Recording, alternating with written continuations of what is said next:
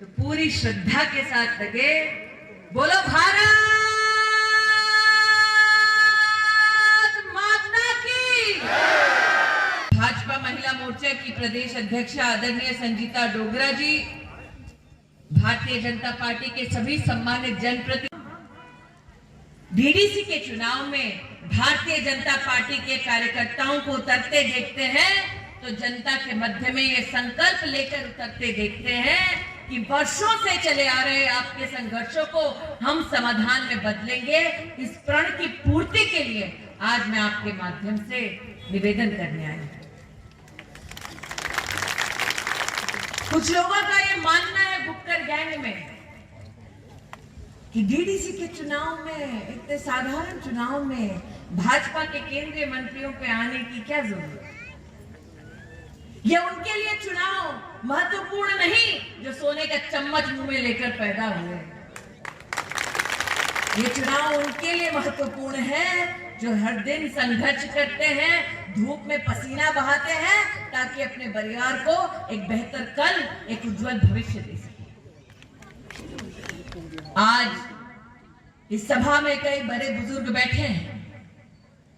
अगर नौजवान जो यहाँ इकट्ठे हुए हैं कभी बुजुर्गों के साथ समय बिताकर पूछे कि उन्होंने संघर्ष के समय में क्या क्या दिन देखे हैं तो वो बताएंगे कि गरीब के घर में बेटा या बेटी पैदा हो तो गरीब माँ या गरीब पिता अपने बच्चों से मात्र ये कहता कि अच्छी कहीं नौकरी ढूंढो, नौकरी ढूंढो ताकि सर झुकाकर कम से कम परिवार का पेट पाल सके। गरीब का बेटा या बेटी अगर कहते कि हमें अपने दम पर कुछ काम करना है तो परिवार कभी भी उसके लिए मंजूरी नहीं देते, क्योंकि खुद का व्यापार, खुद का व्यवसाय करने के लिए जेब में पैसे की जरूरत है।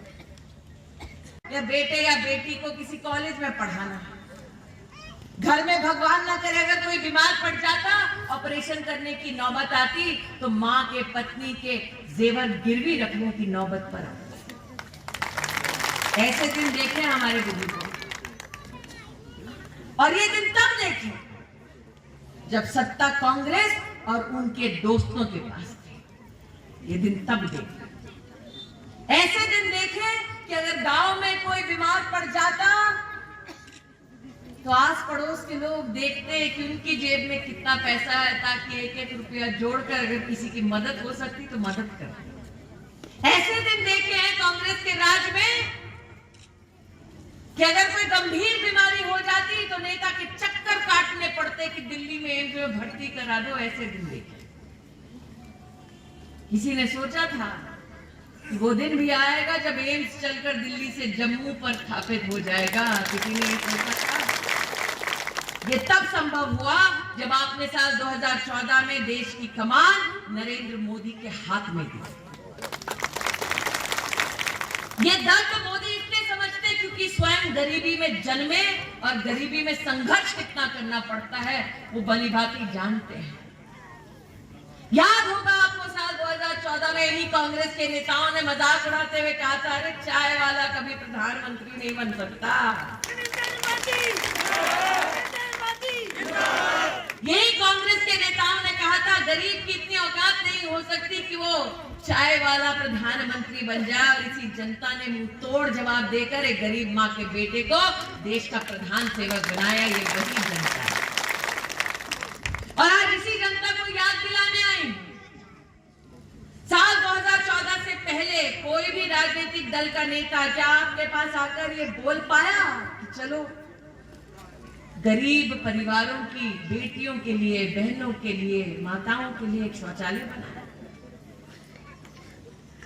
गांव में, गरीब घरों में हम ये मान कर चले थे कि शौचालय जाना है तो महिला को सूरज के ढलने का इंतजार करना पड़ता।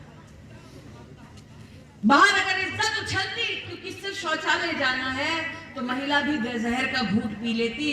घर आकर अगर भाई, पति, पिता उस महिला की आंखों में उस दुख को देखता तो वो भी कुछ नहीं कर पाता क्योंकि जेब में पैसा नहीं था। गरीब मान कर चला था कि घर टूटा होगा, शौचालय नहीं होगा और यही जिंदगी हमें बितानी है। नरेंद्र मोदी जब देश के प्रधानमंत्री बने, उन्होंने कहा अगर गरीब की महिला का सम्मान करना है तो कम से कम एक शौचालय तो बना दो।